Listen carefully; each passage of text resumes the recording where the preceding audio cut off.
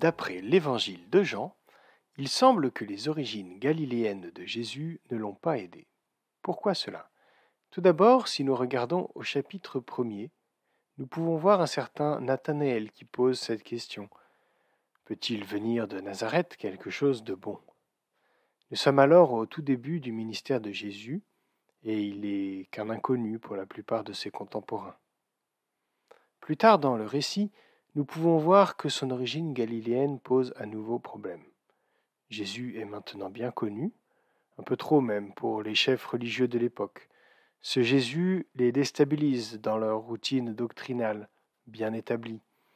En se permettant de vivre le sabbat d'une façon nouvelle, un sabbat qui se veut fixé sur les relations et non sur les choses à faire ou à ne pas faire, Jésus remet en question leur autorité.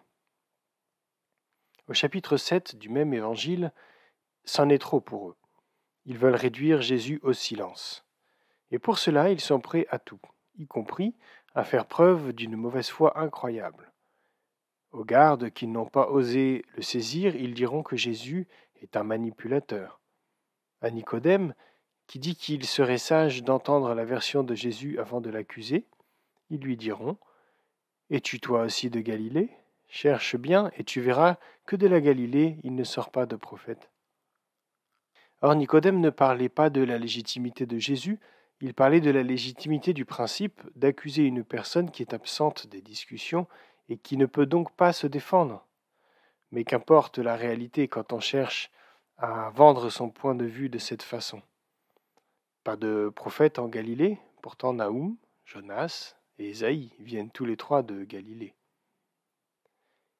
Il aurait été plus intéressant pour eux de faire comme Nathanaël.